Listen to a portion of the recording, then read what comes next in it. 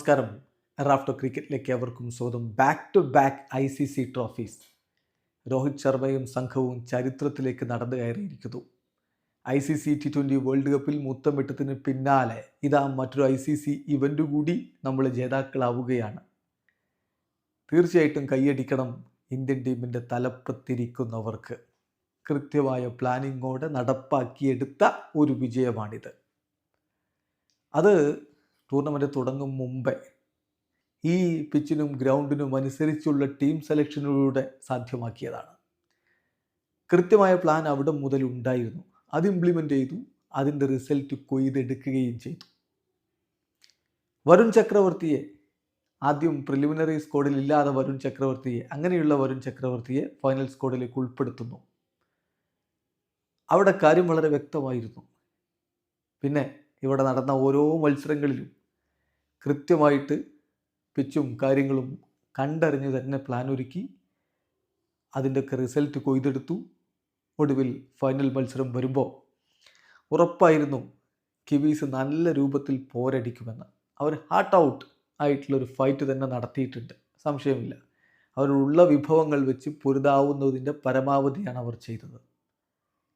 ഒടുവിൽ പക്ഷെ അവർ വീണുപോയി. അവർക്ക് അറിയാമായിരുന്നു ഇന്ത്യ 4 സ്പിന്നർമാരെ വെച്ച് കളിക്കുമെന്ന്. അതിന് പ്രതിരോധിക്കാനുള്ള ശ്രമങ്ങൾ അവരുടെ ഭാഗത്തുനിന്നുണ്ടായി. പിച്ചിൻ്റെ സ്വഭാവം എന്താണെന്ന് അവർക്കറിയാമായിരുന്നു. ഇവിടെ വന്നൊരു കളി, ദുബായിൽ വന്നൊരു കളി അവർ കളിച്ചതാണല്ലോ ഇന്ത്യക്കെതിരെ, അതും അവർ തോറ്റിരുന്നു. അപ്പോൾ പിച്ചിൻ്റെ സ്വഭാവത്തെക്കുറിച്ച് നല്ല ധാരണയുണ്ട്. അതനുസരിച്ച് അവരുള്ള വിഭവങ്ങൾ വെച്ച് സ്പിൻ ബൗളിംഗ് നടപ്പാക്കാൻ വേണ്ടിയിട്ടുള്ള ശ്രമങ്ങൾ നടത്തി. ഒരു ടോപ്പ് ക്ലാസ് ഫീൽഡിംഗ് സൈഡാണ് അവർ. കൃത്യമായ ധാരണ ഉണ്ടായിരുന്നു. ഓരോ ബൗളറും പന്തെറിയുമ്പോൾ അത് എവിടെ എറിയും, എങ്ങോട്ടേക്ക് ഷോട്ട് വരുമെന്ന്. അതനുസരിച്ച് വളരെ അലേർട്ടായിട്ടുള്ള ഫീൽഡിംഗ് അവർ കാഴ്ചവെച്ചു. ശരിയാണ്, 1-2 ക്യാച്ചുകൾ ഡ്രോപ്പായിട്ടുണ്ട്, ഇല്ല എന്നല്ല. നമ്മുടെ ഭാഗത്ത് കുറേ ക്യാച്ചുകൾ നമ്മുടെ ഭാഗത്തും ഡ്രോപ്പായല്ലോ. അത് കളിക്കിടയിൽ സംഭവിക്കാം. അത് ഒഴിവാക്കിയാൽ അവർ ഹൃദയം കൊണ്ട് പോരാടിയിട്ടുണ്ട്. അവരുടെ ആ ഫൈറ്റിംഗ് സ്പിരിറ്റിന് നമ്മളൊരു ബിഗ് സല്യൂട്ട് കൊടുക്കുകയാണ്. പക്ഷേ നമ്മുടെ ടീം അത് വേറെ ലെവലല്ലേ. ഈ ടൂർണമെൻറ്റ് കൂടി വിജയിച്ചതോടുകൂടി വൈറ്റ് ബോൾ ക്രിക്കറ്റിൽ ടീം ഇന്ത്യ ക്രിക്കറ്റ് ലോകം ഭരിക്കുകയാണ് എന്ന് നമുക്ക് തറപ്പിച്ച് പറയാം. മത്സരത്തിൽ ടോസ് ലഭിക്കുന്ന ടീം ബാറ്റ് ചെയ്യുമെന്ന കാര്യം ഉറപ്പായിരുന്നു. പക്ഷേ ഇപ്പോൾ കുറേ കാലമായിട്ട് രോഹിത് ശർമ്മക്ക് ടോസ് കിട്ടാറില്ലല്ലോ. ടോസ് കിട്ടിയ മിച്ചൽ സാറ്റ്നർ ബാറ്റ് ഫസ്റ്റ് എന്ന് വിളിക്കുകയും ചെയ്തു. രോഹിത് ശർമ്മ ആ സമയത്ത് പറയുന്നുണ്ട്, രണ്ടാമത് ബൗൾ ചെയ്യുക എന്നുള്ളൊരു പ്രശ്നമായിട്ട് കരുതുന്നില്ല, ടോസ് അത്ര വിഷയമാക്കുന്നില്ല, മികച്ച രൂപത്തിൽ കളിക്കാൻ കഴിയുമെന്ന് തന്നെ ഞങ്ങൾ വിശ്വസിക്കുന്നു എന്ന് അദ്ദേഹം പറയുന്നുണ്ട്. അപ്പോൾ രണ്ടാമത് ബാറ്റ് ചെയ്യുക എന്നുള്ളൊരു വിഷയമല്ല എന്ന് അദ്ദേഹം പറഞ്ഞത് നേരത്തെയുള്ള അനുഭവങ്ങളുടെ ബലത്തിൽ തന്നെയാണ്. അതനുസരിച്ച് തന്നെ കാര്യങ്ങൾ മുന്നോട്ട് പോകുന്ന കാഴ്ചയെ നമ്മൾ കണ്ടു. പക്ഷേ തുടക്കത്തിൽ കിവീസ് അറ്റാക്ക് ചെയ്യാനാണ് ശ്രമിച്ചത്. തുടക്കം മുതൽ അവർ അറ്റാക്ക് ചെയ്യുകയായിരുന്നു. അങ്ങനെയാണ് അതിവേഗത്തിൽ അവരുടെ സ്കോർ കടന്നുപോയത്. 6 ഓവറൊക്കെ കഴിയുമ്പോഴേക്കും അവർ ഒരു T20 കളിക്കുകയാണോ എന്ന് പോലും തോന്നിപ്പോയി. പക്ഷേ വരുൺ ചക്രവർത്തി വന്ന് വിക്കറ്റ് എടുത്ത് അങ്ങ് തുടങ്ങിയതോടുകൂടി അവരുടെ ഇന്നിങ്സിൻ്റെ വേഗത കുറഞ്ഞു. അത് കുറയുമെന്ന് ഉറപ്പായിരുന്നു. അതാണ് 6 ഓവറൊക്കെ കഴിയുമ്പോൾ നമ്മുടെ ചില വീഡിയോകളുടെ താഴെ വന്ന സുഹൃത്തുക്കൾ കളി പോയി, കൈവിട്ടു പോയി എന്നൊക്കെ ഇടുന്ന കമൻറ്റ് കണ്ടു. പക്ഷേ ഇത് T20 ക്രിക്കറ്റ് അല്ല, ഏകദിന ക്രിക്കറ്റാണ്. വിവിധ ഫേസുകളുണ്ട്, വിവിധ ഘട്ടങ്ങളുണ്ട്. ആ ഘട്ടങ്ങളെയൊക്കെ എങ്ങനെ കൈകാര്യം ചെയ്യുന്നു എന്നതിനനുസരിച്ചായിരിക്കും റിസൾട്ട് വരിക എന്നത് ഉറപ്പായിരുന്നു. എന്തായാലും തുടക്കത്തിൽ നമ്മുടെ പേസർമാർക്കെതിരെ അവർ ആക്രമണങ്ങൾ നടത്തി. വില്യങ്ങും രജിൻ രവീന്ദ്രയും ചേർന്നുള്ള അവരുടെ ഓപ്പണിംഗ് കൂട്ടുകെട്ട് അതിവേഗത്തിൽ സ്കോർ ചെയ്തു പോകുന്ന കാഴ്ച. പ്രത്യേകിച്ച് രജിൻ നന്നായിട്ട് ഒരു ആക്രമിക്കാനുള്ള മൂഡിലായിരുന്നു. ഒടുവിൽ വരുൺ വന്നു. അവിടെ മുതൽ കളി നമ്മൾ പിടിക്കുകയാണ്. വരുണിൻ്റെ പന്തിൽ വില്യങ് LBWയിൽ കുരുങ്ങുന്നു. 23 പന്തിൽ നിന്ന് 15 റൺസാണ് അദ്ദേഹം നേടിയിരുന്നത്. ആദ്യ വിക്കറ്റ് 8ാമത്തെ ഓവറിൽ വീഴുമ്പോഴേക്കും അവർ 57 റൺസിലേക്ക് എത്തിയിരുന്നു. പിന്നാലെ വന്നിട്ടുള്ള കാര്യങ്ങളാണ് ശ്രദ്ധിക്കേണ്ടത്. അതിൽ എടുത്തു പറയേണ്ടത് നായകൻ രോഹിത് ശർമ്മയുടെ ബൗളിംഗ് ചേഞ്ചാണ്. കുൽദീപ് യാദവിനെ കൊണ്ടുവന്നു. നമ്മളത് പ്രതീക്ഷിക്കുന്നുണ്ടായിരുന്നില്ല. കുൽദീപിനെ കൊണ്ടുവന്നു എന്ന് മാത്രമല്ല, തുടക്കത്തിൽ തന്നെ കുൽദീപ് 2 വിക്കറ്റ് അങ്ങ് എടുത്തു. ഒരു 8 ബോളിൻ്റെ വ്യത്യാസത്തിൽ 2 വിക്കറ്റുകൾ അദ്ദേഹം പിഴുതെടുത്തു. അത് ന്യൂസിലാൻഡിൻ്റെ ആ ക്വിക്ക് സ്റ്റാർട്ടിൻ്റെ ബെനിഫിറ്റ് അങ്ങ് ഇല്ലാതെയാക്കി കളഞ്ഞു. നോക്കുക, രജിൻ രവീന്ദ്ര നല്ല രൂപത്തിൽ കളിച്ചു വന്നയാളാണ്. അദ്ദേഹത്തെ പടക്കി വിടുന്നു. അതുപോലെ തന്നെ കെയ്ൻ വില്യംസിനെ മടക്കി വിടുന്നു. രജിൻ രവീന്ദ്ര 29 പന്തിൽ നിന്ന് 37 റൺസ്. കുൽദീപ് യാദവ് ബൗൾഡാക്കുകയായിരുന്നു. 4 4-ഉം ഒരു 6-ഉം അദ്ദേഹത്തിൻ്റെ ബാറ്റിൽ വന്നു. കെയ്ൻ വില്യംസൺ കുൽദീപ് യാദവിൻ്റെ പന്തിൽ കോട്ടാൻ ബൗൾഡാവുകയാണ്. 14 പന്തിൽ നിന്ന് 11 റൺസ്. ചുരുക്കത്തിൽ അവരുടെ ഈ ചാമ്പ്യൻസ് ട്രോഫിയിലെ 3 സെഞ്ചുറി വീരന്മാരും അപ്പോഴേ മടങ്ങിക്കഴിഞ്ഞു എന്നർത്ഥം. ന്യൂസിലാൻഡിൻ്റെ ഇന്നിങ്സിൻ്റെ വേഗം കുറയുമെന്നത് ഉറപ്പായിരുന്നു. അപ്പോൾ 75 റൺസാണ് കെയ്ൻ വില്യംസൺ പോകുമ്പോൾ അവരുടെ സ്കോർ ബോർഡിൽ ഉണ്ടായിരുന്ന 13ാമത്തെ ഓവർ. പിന്നീട് നോക്കണം, പിന്നീട് ടോം ലതമിൻ്റെ കാര്യം. അദ്ദേഹം ഒരിക്കൽ കൂടി പരാജയപ്പെടുന്ന കാഴ്ച. ജഡേജയുടെ പന്തിൽ LBW 30 പന്തിൽ നിന്ന് 14 റൺസ്. ഇങ്ങനെയാണ് കാര്യങ്ങൾ പോയത്. ഡാരിൽ മിച്ചൽ ഗ്ലെൻ ഫിലിപ്സിനൊപ്പം ചേർന്നുകൊണ്ട് ടീമിനെ മുന്നോട്ട് കൊണ്ടുപോകാൻ ശ്രമിക്കുകയാണ്. റണ്ണൊഴുക്ക് നല്ല രൂപത്തിൽ കുറഞ്ഞിരുന്നു. ഇന്ത്യൻ സ്പിന്നർമാർ കാര്യങ്ങൾ ഡിക്റ്റേറ്റ് ചെയ്ത് തുടങ്ങിയിരുന്നു. അപ്പോൾ ഡാരിൽ മിച്ചൽ ആ സമയത്ത് കളിച്ചൊരു കളി അദ്ദേഹത്തെ സംബന്ധിച്ചിടത്തോളം ഒരു പക്ഷേ അദ്ദേഹത്തിൻ്റെ ക്രിക്കറ്റിംഗ് കരിയറിൽ തന്നെ ഏറ്റവും സ്ലോ ആയിട്ടുള്ള ഒരു അർദ്ധ സെഞ്ചുറിയൊക്കെ ആയിരിക്കും ഈ പിറന്നിട്ടുണ്ടാകുക. 10-90 ബോൾ എടുത്തു അദ്ദേഹം അർദ്ധ സെഞ്ചുറിയിലേക്ക് എത്താൻ. പക്ഷേ അദ്ദേഹത്തിന് അറിയാമായിരുന്നു ഒരു ഭാഗത്ത് കാര്യങ്ങൾ ഹോൾഡ് ചെയ്ത് കൊണ്ടുപോയില്ലെങ്കിൽ പണി കിട്ടുമെന്ന്. രോഹിത് ആവട്ടെ തൻ്റെ സ്പിന്നർമാരെ മികച്ച രൂപത്തിൽ ആ ഒരു ഫേസിൽ ഉപയോഗപ്പെടുത്തുകയും ചെയ്തു. രവീന്ദ്ര ജഡേജയൊക്കെ വളരെ മനോഹരമായിട്ട് പന്തെറിഞ്ഞു. വേഗത്തിൽ ഓവറുകൾ തീർത്തുകൊണ്ട് അദ്ദേഹം കാര്യങ്ങൾ നമുക്ക് അനുകൂലമാക്കി കൊണ്ടുവരികയായിരുന്നു. മാത്രമല്ല അദ്ദേഹത്തിൻ്റെ പന്തുകളിൽ റണ്ണെടുക്കാനും അവർ നന്നായിട്ട് ബുദ്ധിമുട്ടി. മികച്ചൊരു സ്പെല്ല് അദ്ദേഹം എറിഞ്ഞു. 10 ഓവറിൽ 30 റൺസിന് ഒരു വിക്കറ്റ് അദ്ദേഹം എടുക്കുന്ന കാഴ്ചയാണ് നമ്മൾ കണ്ടത്. എന്തായാലും ഡാരിൽ മിച്ചലും ഗ്ലെൻ ഫിലിപ്സും തമ്മിൽ ടീമിനെ മുന്നോട്ട് കൊണ്ടുപോകാനുള്ള ശ്രമം. ഗ്ലെൻ ഫിലിപ്സ് 52 പന്തിൽ നിന്ന് 2 ഫോറും 1 സിക്സും അടക്കം 34 റൺസാണ് എടുത്തിട്ടുണ്ടായിരുന്നത്. വരുൺ ചക്രവർത്തിയാണ് അദ്ദേഹത്തെ ബൗൾഡാക്കി വിട്ടത്. പിന്നെ മൈക്കിൾ ബ്രേസ്വെൽ വരുന്നു. അപ്പോൾ ഡാരിൽ മിച്ചൽ പേസ് ബൗളേഴ്സ് ഓണാവുന്ന ഘട്ടത്തിൽ ആഞ്ഞടിക്കാൻ ശ്രമിക്കുന്നുണ്ട്. അദ്ദേഹത്തിൻ്റെ ഇന്നിങ്സ് അവസാനം ഒരു ഫ്ലറിയിലൂടെ തീർക്കാൻ അദ്ദേഹം ശ്രമിച്ചത്. ആ ബോൾ കൺസീഡ് ചെയ്തതൊക്കെ കുറക്കാൻ വേണ്ടി ഷമി വന്നപ്പോൾ ഷമിയെ അദ്ദേഹം ആക്രമിച്ചു. പക്ഷേ അതേ ഷമിയുടെ പന്തിൽ തന്നെ രോഹിത് ശർമ്മ പിടിച്ച് അദ്ദേഹം പുറത്താവുകയായിരുന്നു. ബ്രേസ്വെല്ലിൻ്റെ കാര്യത്തിൽ ബ്രേസ്വെൽ എടുത്തിട്ടുള്ള ആ ഒരു മനോഹരമായിട്ടുള്ള എഫേർട്ടാണ് ന്യൂസിലാൻഡിനെ ഈ ഒരു സ്കോറിലേക്ക് കൊണ്ടുപോയത്. അദ്ദേഹത്തോടൊപ്പം സാറ്റ്നർ ചേർന്നു. സാറ്റ്നർ 10 പന്തിൽ നിന്ന് 8 റൺസ്. അദ്ദേഹം തൻ്റെ വിക്കറ്റ് സാക്രിഫൈസ് ചെയ്യുകയായിരുന്നു യഥാർത്ഥത്തിൽ ബ്രേസ്വെല്ലിന് വേണ്ടി. അദ്ദേഹം കോഹ്ലിയുടെ ഒരു കിടിലൻ ത്രോയിൽ പിന്നെ രാഹുൽ അദ്ദേഹത്തെ റണ്ണൗട്ട് ആക്കുകയായിരുന്നു. 10 പന്തിൽ നിന്ന് 8 റൺസ്. ഏതായാലും ബ്രേസ്വെല്ല് 40 പന്തിൽ നിന്ന് 3 ഫോറും 2 സിക്സറും അടക്കം 53 റൺസ് അടിച്ചിടത്താണ് അവർ 250 കടന്നത്. അപ്പോൾ ഇതിൽ ഒരു 210, 220 അവരെ നമുക്ക് പിടിക്കാമായിരുന്നു. നമ്മൾ ക്യാച്ചുകൾ ഡ്രോപ്പ് ചെയ്ത ഒരു പ്രശ്നമായിട്ടുണ്ടെന്നത് യാഥാർത്ഥ്യമാണ്. 3-4 ക്യാച്ചുകൾ നമ്മൾ താഴെ ഇട്ടു. അതുപോലെ തന്നെ രവീന്ദ്ര ജഡേജയ്ക്ക് ഒരു ഡയറക്റ്റ് ഹിറ്റ് അദ്ദേഹം നടത്തുകയാണെങ്കിൽ അങ്ങനെ റണ്ണൗട്ട് ആക്കാനുള്ള അവസരം ഉണ്ടായിരുന്നു. അപ്പോൾ ഇങ്ങനെയുള്ള കാര്യങ്ങൾ നമ്മുടെ ഫീൽഡിംഗ് അത്ര ഒരു ഹയർ ലെവലായിരുന്നു എന്ന് പറയാൻ പറ്റില്ല. അപ്പം രോഹിത് ശർമ്മ ഒരു ക്യാച്ച് വിട്ടു. അത് യഥാർത്ഥത്തിൽ അദ്ദേഹം ജമ്പ് ചെയ്ത ടൈമിംഗ് തെറ്റിപ്പോയതാണ്. ആ ഘട്ടത്തിലൊക്കെ ഗ്ലെൻ ഫിലിപ്സും മിച്ചലും ചേർന്ന് ടീമിനെ റീബിൽഡ് ചെയ്ത് കൊണ്ടുപോകാനുള്ള ശ്രമമാണ് ന്യൂസിലാൻഡിന്. അപ്പോൾ അവിടെ വിക്കറ്റ് വീഴുന്നിരുന്നെങ്കിൽ അവരുടെ പോക്കിൻ്റെ ഈ സ്കോർ ഈ രൂപത്തിലേക്ക് പോയതിൻ്റെ ഒരു കണക്കിലേക്കൊന്നും അവർ എത്തുമായിരുന്നില്ല. അതുപോലെ തന്നെ ഗില്ലിനൊരു ഈസി എന്നൊക്കെ പറയാവുന്ന തരത്തിൽ വന്ന ക്യാച്ച് ഡീപ്പിലാണ്. പക്ഷെ അത് ഒരൽപ്പം എഫേർട്ട് ഇടണം. എന്നാൽ പോലും ഈ നിലവാരത്തിൽ കളിക്കുന്ന താരങ്ങൾക്ക് അത് എടുക്കാവുന്ന ക്യാച്ചാണ്. അത് താഴെ വീണത് ഒക്കെയാണ് അവരുടെ ഈ റൺസ് ഈ രൂപത്തിലേക്കെങ്കിലും എത്തിച്ചത്. പിന്നെ ഒരു സംശയമുള്ളത് എന്തുകൊണ്ട് അക്സറിന് 2 ഓവറുകൾ കൂടി ബാക്കി ഉണ്ടായിട്ട് അവസാനം അത് കൊടുത്തില്ല എന്നുള്ളത്. കാരണം അവസാന ഓവറുകളിൽ ഷമിക്കെതിരെയും അതുപോലെ ഹാർദിക് പാണ്ഡ്യക്കെതിരെയും പേസ് ഓൺ ആവുന്ന ഘട്ടത്തിൽ ബോൾ ബാറ്റിലേക്ക് വരുന്നുണ്ടായിരുന്നു. അതാണ് ബ്രേസ്വെൽ ഉപയോഗപ്പെടുത്തിയതും റൺസ് കയറ്റിയതും. സോ അവിടെ എന്തോ ഒരു പിഴവ് വന്നു എന്നൊരു സംശയം സ്വാഭാവികമായിട്ടും ആരാധകർക്കുണ്ട്.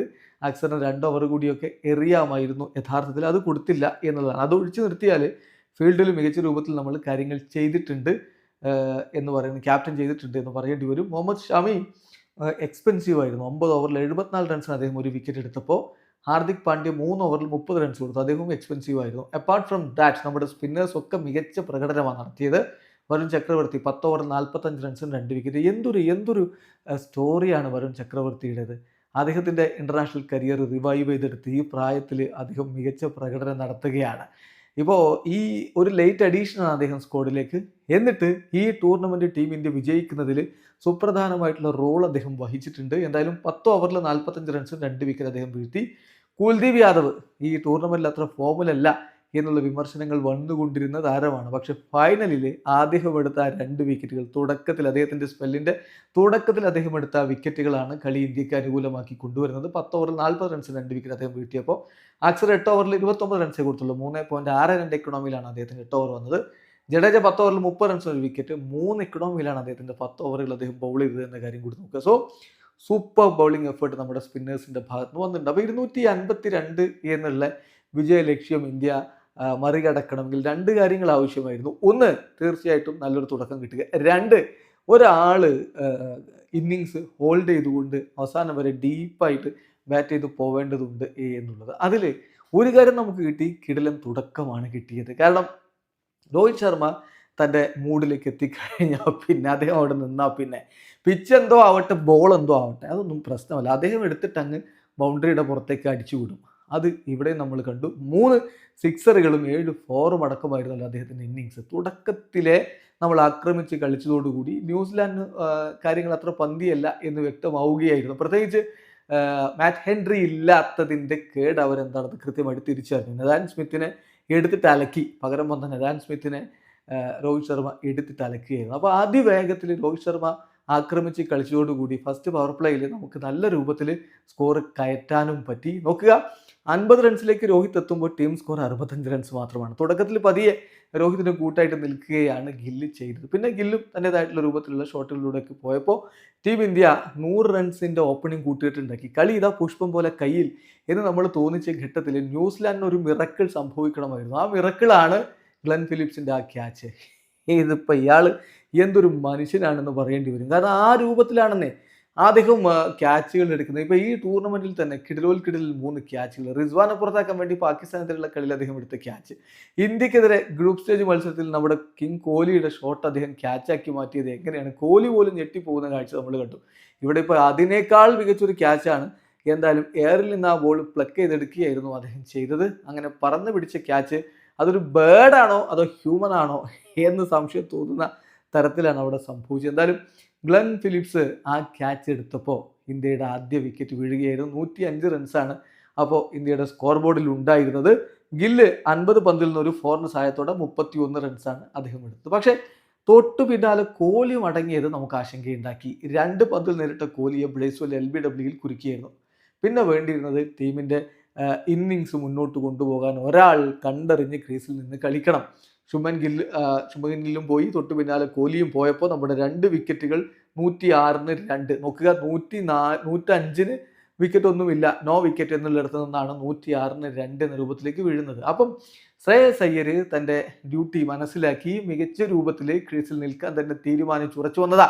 ഈ ടൂർണമെൻറ്റിലുടനീളം, ഈ ടൂർണമെൻറ്റ് മാത്രമാക്കേണ്ട 2023 ഏകദിന വേൾഡ് കപ്പ് നോക്കുക, ICC ഇവൻറ്റുകളിൽ അദ്ദേഹം സ്വയം സമർപ്പിച്ച് ടീമിനായിട്ട് ബാറ്റ് ചെയ്യുന്നു. ഒരിക്കൽ കൂടി അദ്ദേഹം അത് ഇവിടെ ചെയ്യുന്ന കാഴ്ച നമ്മൾ കണ്ടു. അദ്ദേഹത്തിൻ്റെ ക്യാച്ചുകളൊക്കെ ഈ ഇന്നിങ്സിൽ ഡ്രോപ്പ് ആയിട്ടുണ്ട്. ഇല്ലെന്ന് പറഞ്ഞ കെയിൽ ജാമീസൺ അവസാനം വിട്ട ആ ഒരു വളരെ ഈസി ക്യാച്ചൊക്കെ ഉണ്ട്. എന്നാൽ പോലും അദ്ദേഹത്തിൻ്റെ ഇന്നിങ്സിൻ്റെ മാറ്റൊട്ടും കുറയുന്നില്ല. പക്ഷേ ഈ 2 വിക്കറ്റുകൾ നമുക്ക് വീണപ്പോൾ ന്യൂസിലാൻഡ് സ്പിന്നേഴ്സ് ആ ഒരു ഓപ്പർച്യൂണിറ്റി സെൻസ് ചെയ്യുകയും അവർ നന്നായി ടൈറ്റാക്കുകയും ചെയ്തു. റണ്ണ് അങ്ങ് ഡിനൈ ചെയ്യപ്പെട്ടു. റണ്ണ് ഡ്രൈഡ് ആയ സ്വാഭാവികമായിട്ടും ബാറ്റർമാരുടെ ഭാഗത്തു നിന്ന് ആ ഒരു ബ്ലോക്കിനെ ടാക്കിൾ ചെയ്യാൻ വേണ്ടിയിട്ടുള്ള ശ്രമങ്ങൾ വരും. അതിൻ്റെ ഭാഗമായിട്ടാണ് രോഹിത് പുറത്താകുന്നത്. മനോഹരമായി കളിച്ചു വന്ന രോഹിത് ആ ഘട്ടത്തിൽ ഇറങ്ങി അടിക്കാൻ വേണ്ടി ശ്രമിച്ചു, സ്റ്റെപ്പ് ഔട്ട് ചെയ്ത് അടിക്കാൻ വേണ്ടി ശ്രമിച്ചു. അത് ഈ റണ്ണ് ഡ്രൈ ആയതിൻ്റെ ഒരു ഫലമായിരുന്നു. പക്ഷേ അദ്ദേഹത്തിന് പിഴച്ചു. രവീന്ദ്രയുടെ പന്തിൽ അദ്ദേഹത്തെ സ്റ്റംപ് ചെയ്ത് വിടുന്ന ഒരു കാഴ്ചയാണ് നമ്മൾ കണ്ടത്. സോ അത് തീർച്ചയായിട്ടും ഈ ഒരു റണ്ണൊഴുക്ക് കുറഞ്ഞതിൻ്റെ ഫലമായിട്ട് സംഭവിച്ചതാണ്. രവീന്ദ്രയുടെ പന്തിൽ ടോം ലേതം സ്റ്റംപ് ചെയ്ത് മടങ്ങുമ്പോൾ 83 പന്തിൽ നിന്ന് 7 4ഉം 3 6ഉം അടക്കം 76 റൺസ് അടിച്ച് ക്യാപ്റ്റൻ്റെ ഇന്നിങ്സ് കളിച്ചിട്ട് തന്നെയാണ് അദ്ദേഹം പോകുന്നത്. പക്ഷെ അപ്പോഴും ഇന്ത്യക്ക് വിജയത്തിലേക്ക് പോകാൻ ഇനിയും ദൂരമേറെ താണ്ടേണ്ടിയിരുന്നു. 122-ന് 3. അവിടെ നിന്ന് മുന്നോട്ട് പോകണമെങ്കിൽ ഇനിയും നല്ല പാർട്ട്ണർഷിപ്പുകൾ നമുക്ക് വേണമായിരുന്നു. ആ ഘട്ടത്തിൽ അക്സർ പട്ടേൽ വരുന്നു. അക്സർ പട്ടേലിനെ വിട്ടത് ടാക്ടിക്കലായിട്ട് തീർച്ചയായിട്ടും ഗുണം ചെയ്ത ഒരു കാര്യമാണ്. കാരണം ഇപ്പം അങ്ങനെ തന്നെയാണ്, അദ്ദേഹത്തെ നമ്പർ 5ൽ നമ്മൾ കയറ്റി വിടുന്നുണ്ട്. അദ്ദേഹം വരുമ്പോൾ ലെഫ്റ്റ് റൈറ്റ് കോമ്പിനേഷൻ അവിടെ വർക്കാവുന്നു. ന്യൂസിലാൻഡിന് സ്വാഭാവികമായിട്ടും അത് ബുദ്ധിമുട്ടുണ്ടാക്കുമെന്ന് കണ്ടുകൊണ്ട് തന്നെയാണ് അദ്ദേഹത്തെ വിട്ടത്. 2 പേരും ചേർന്നുകൊണ്ട് പതിയെ ഇന്നിങ്സിനെ മുന്നോട്ട് കൊണ്ടുപോയിക്കൊണ്ടിരിക്കുകയായിരുന്നു. അക്സർ പട്ടേൽ തൻ്റെ റോള് ഭംഗിയായിട്ട് നിർവഹിച്ചിട്ടുണ്ട്. ഒരു 4ഉം ഒരു 6ഉം അദ്ദേഹം അടിക്കുകയുണ്ടായി.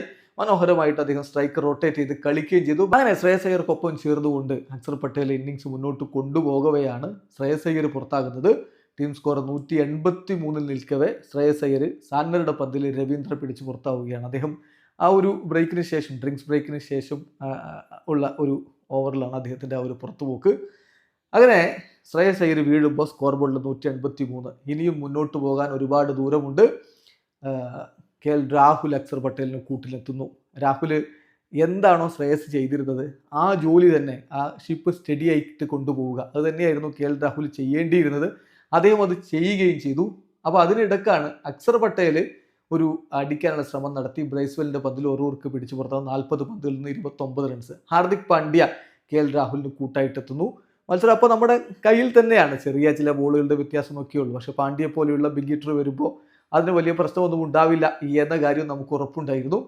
പാണ്ഡ്യ തൻ്റെതായിട്ടുള്ള ശൈലിയിൽ ഒരു സിക്സർ അങ്ങ് അടിക്കുന്നത് കണ്ടു. ഒരു സിക്സറും ഒരു ഫോറും ഒക്കെ അടിച്ചു പോയി. പക്ഷെ ജാമീസൺ എന്ന ടോൾ ബൗളറാണ്. അദ്ദേഹത്തിൻ്റെ എക്സ്ട്രാ എഫേർട്ട് എടുത്ത പന്തിൽ വന്നൊരു ബൗൺസർ ബോൾ. അത് എന്തിനാണ് ഹാർദിക് അങ്ങനെ അടിക്കാൻ പോയത് എന്നുള്ളത് സംശയമാണ്. കാരണം പെട്ടെന്ന് കളി തീർക്കണം എന്നുള്ള രൂപത്തിൽ അടിച്ചതാണ്. പന്ത് കുത്തനെ ഉയരുകയും ജാമീസിൻ്റെ കയ്യിലെത്തുകയും ചെയ്തു.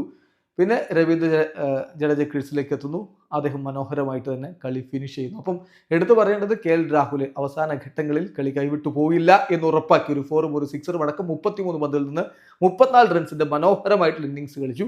അദ്ദേഹം ടീമിന്റെ വിജയം ഉറപ്പാക്കിയിരുന്നു. അപ്പോൾ ഈ കാര്യങ്ങളാണ് നമ്മൾ ഇതിൽ നോക്കേണ്ടത്. രോഹിത് ശർമ്മ തന്ന കിടിലൻ തുടക്കം, രോഹിത്തും ശുഭ്മൻ ഗില്ലും തന്ന കിടിലൻ തുടക്കം, പിന്നെ ശ്രേയസ് അയ്യരും രാഹുലും നടത്തിയിട്ടുള്ള ടീമിനെ മുന്നോട്ട് കൊണ്ടുപോകാനുള്ള ശ്രമങ്ങൾ, അക്സർ തന്റെ ജോലി ഭംഗിയാക്കി തീർത്തത്, ഇതൊക്കെ ചേർന്നുകൊണ്ടാണ് ടീം ഇന്ത്യ വിജയത്തിലേക്ക് പോയത്. ഇതാണ് ടീം ഇന്ത്യയുടെ വിജയത്തിന്റെ ചേരുവകൾ. കൃത്യമായ പ്ലാൻ ഇട്ടിട്ടുണ്ടായിരുന്നു. ആ പ്ലാൻ ഇപ്പം രാഹുൽ കളിക്ക് ശേഷം പറഞ്ഞു, ഞാൻ അല്പം നെർവസ് ആയിരുന്നു, പക്ഷെ ഇനിയും ബാറ്റ് ചെയ്യാൻ ഇനിയും ആൾ വരാനുണ്ട്, ജഡേജയൊക്കെ വരാനുണ്ട് എന്നുള്ളത് എനിക്ക് ആത്മവിശ്വാസം നൽകുന്നുണ്ടായിരുന്നു എന്ന്. അപ്പോൾ അത് തന്നെയാണ് സംഭവിച്ചിട്ടുള്ളത്. മികച്ച രൂപത്തിൽ കാര്യങ്ങൾ ഹാൻഡിൽ ചെയ്തു. ആ ഒരു പ്ലാൻ ഉണ്ടാക്കിയിരുന്നു. ആ പ്ലാൻ കൃത്യമായിട്ട് വർക്ക് ചെയ്തു. ആ വർക്കിന്റെ റിസൾട്ടാണ് നമ്മുടെ ഈ വിജയം എന്ന് തന്നെ പറയണം. വെറുതെ കിട്ടിയ ഒരു ഫ്ലൂക്ക് വിജയമല്ല ഇത് കൃത്യമായ രൂപരേഖയുണ്ടാക്കി, പദ്ധതി ഉണ്ടാക്കി, ടീം സെലക്ഷൻ മുതൽ ഉണ്ടാക്കി എടുത്തിട്ടുള്ള ആ ഒരു പ്ലാന് കൃത്യമായി ഇംപ്ലിമെന്റ് ചെയ്തതിന്റെ റിസൾട്ടാണ്, അതിന്റെ ഫലമാണ് ഈ കിരീടം നമുക്ക് കിട്ടിയത്. വീഡിയോ അവസാനിക്കുന്നു. ക്രിക്കറ്റ് ലോകത്തെ കുറിച്ച് വിശേഷങ്ങളുമായി റാഫ്റ്റോക്സ് എടുത്താം.